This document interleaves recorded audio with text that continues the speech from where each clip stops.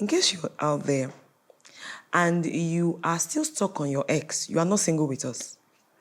In case you're out there and in a situationship where that you are with somebody and you're not sure what you are doing, you are not single with us. Hello everyone, my name is Abimbola.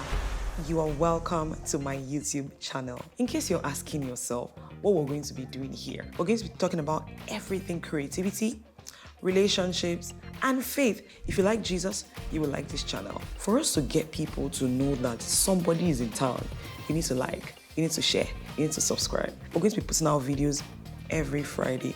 Thank you guys for being a part of this. Subscribe. Bye.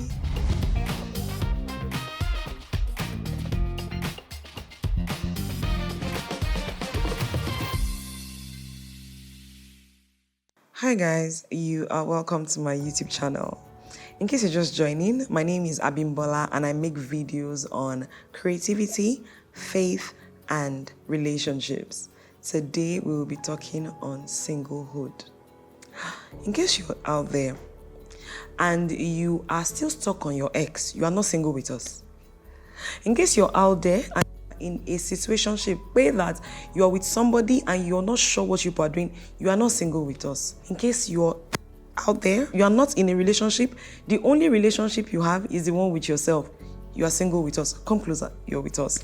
Of course, this is not to throw shades at anybody, but in case you are in categories, you are not with us. So I'd like to share with you guys what my singlehood journey has been like. Has it been the sweetest? No. Has it been the most fulfilling? Most definitely. Are there days that I'm lonely?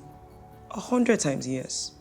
There are days that I'm just like, God, this waiting season that we are doing, when are we going to wrap it up? I don't know if you've ever found yourself in that situation where you're just like, God, can we wrap it up? Especially for us that God already told to wait, right? Especially for us that are in the waiting season. If you're out there and you're in the waiting season, I'm sure you can relate to this. And I'd like to share how I have been able to, manage it to an extent, right? Manage the whole loneliness. I have coped on Valentine's Day in the past 7 years. Yes, 7 years. My last relationship was in 2017. And it's been an interesting journey, right? Of learning myself, of unlearning things, of dropping some baggages that I picked on the way. Right. So again, I'll just start with a few things that I've learned. I think the very first thing I would say that has helped me on this singlehood is the Lord. Like, God has helped me having a relationship with God. In 2022, let me tell you guys what I told God. I was like, I want a husband. Like, I literally told God, I want a husband. When I meet the husband, I will serve you.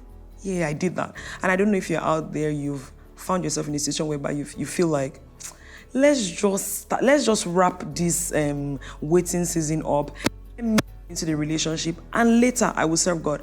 I don't know if you've heard married people say it that, you see that time you have in your singlehood, just utilize it well, because by the time you start marriage, things will come up. Like, you will know that there's responsibility, because now you're not only thinking for yourself, you're thinking for your partner. At least in singlehood, we can, go out and decide that we won't come back when we won't come back. No one is checking for us. No one is really saying, oh, when are you coming back? You come back home whenever you want. But in marriage is different. So the first thing that I would say that has helped me, that is still helping me in my singlehood, is having a relationship with God. Like, holding the woman that was holding, the woman with the issue of blood was holding the hem of Jesus. No. We were grabbing the shirt, because we know that dating season without the Lord is ghetto. Like, the dating street without God is ghetto. Because that's when you find yourself saying, oh, I didn't see the signs. But this guy was really good to me. But I did not see some things. Now we're dating, or now we're in marriage, and I'm seeing some bas-bos. The luxury of having a relationship with God cannot be overemphasized. Let me tell you the second thing that has helped me in this my singlehood. It is having friends. Like, friends you can just gist with. I have friends that we talk for like 2 hours. Like, we're on the phone for 2 hours. We're gisting about everything and nothing, right? There's just always something to talk about. It helps because, even if they do not necessarily fill the void, they are never going to fill the void of a partner. But the fact that at least I have someone I'm talking to, right? The fact that I have friends that we can gist about other things. The fact that I have friends that have a life. At least we're not always talking about marriage. We're not always talking about, oh, when is your partner going to come? When are you going to marry? When is this? I mean, we just talk about everything. We talk about life. We talk about money. We can just about the loneliness itself. It makes life so easy. The third thing is understanding that someday is going to happen, right? Someday is going to happen. Someday the man will come. When it's going to happen, I do not know. I really do not know when I'm going to, get married. I don't know the date. But I don't know if you guys have people that ask you when you are going to get married. One of the things I wish I could tell them is, if I knew, I would have sent you the IV, but I do not know, right? So one thing is, I just keep the hope alive, right? I just keep telling myself, you know what? The marriage is going to happen someday. In the meantime, now that I know that, okay, marriage is somewhere in the picture. Right now, what am I going to do with my life? I just try my best to focus on life right now, because it is definitely going to happen someday. One other thing I do is, I don't know about you guys, if there's anything called hopeless romantic, I am in that category. One of the things I do is I just try to imagine. I feel like this particular thing helps you keep hope alive, right? I try to imagine what my family is going to be like. I try to imagine what my children will be like. I try to imagine what my future partner will be like. It helps me a lot. At least it keeps me in that place where I'm not feeling like, what if it never happens, right? But the truth is, what if it never happens? Like, what if I never get married? What if the partner doesn't come, right? Will I die? No, I'm going to keep living my life until the partner comes. But in the meantime, I'm going to just think about, oh, you know what? When my partner won this vacation, when my partner were raising our kids together, when my partner and I were doing this, it keeps you alive. I honestly think it keeps you alive. The other thing that I do personally is focus on other things. I'm sure you've heard it a lot where they tell singles, focus on other aspects of your life. But guys, honestly, there is Tola that has a career. There is Tola that likes kids. There is Tola that wants to get married. There's Tola that is an entrepreneur. There's Tola that has a family, like an extended family. There are many things to you. Can we not just focus? Can we decide that we're not going to focus on just this marriage part? Our singlehood is easier when we're not just fixated on one part. You can't define yourself by the singleness, right? So you can't find yourself in a place where you're like, oh, because I'm single, I should just be thinking of marriage.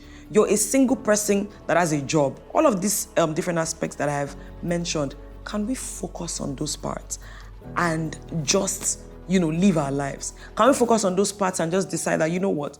Whenever it's going to happen, it's going to happen. This is one thing that has helped me, focusing on other areas. Let me tell you guys what happened to me one time. I was one person that was waiting for my partner to come before I invested in my business, right? Before I did anything when my business was concerned. I was hoping that one day when the man comes, first of all, he will sweep me off my feet.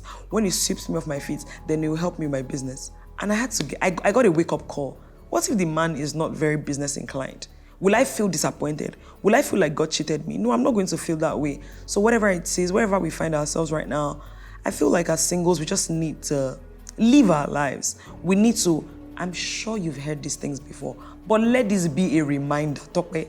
Let this be a reminder that you need to stand up from that seat, brush your hair, go and talk to your friends. All those your friends that you've left, that you've decided that, oh, you know what, until my partner comes, when my best friend comes, we sometimes find ourselves in that place where we tell ourselves, oh, when my partner comes, he's going to be my best friend. Okay, no problem. Before the best friend comes, can you make other friends? Can you live a life? Can you think of things you can do to be productive? Can you serve in your community? Honestly, I'm going to try to not tell you guys things I'm not doing with my own self.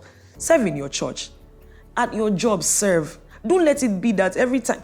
Don't wear the cross of singleness on your head. Don't let every guy that see you, every lady that see you, don't let them know that this girl is single. There's a way we do it. There's a way. You just know. Like, there was one time a guy told me something. He was like, I think this was some years back. He was like, you look single. And I'm like, what does it even mean? What does it mean to look single? I feel like some people can tell when you're desperate. When you are in that place where you have to find a man or you have to find a woman at all costs, when you're in a place of worry, when you're in a place of desperation, you choose anything. Like you just go with anything. Anything goes. Anybody they bring goes. Long and short of today's sermon is what? Live your life. Live your life like there are other aspects of you outside singlehood. Live your life like there is more to you. Do not center your life around singlehood. Who are you at your very core? When you find that thing, do it. What is something you enjoy doing? Where are areas you can volunteer?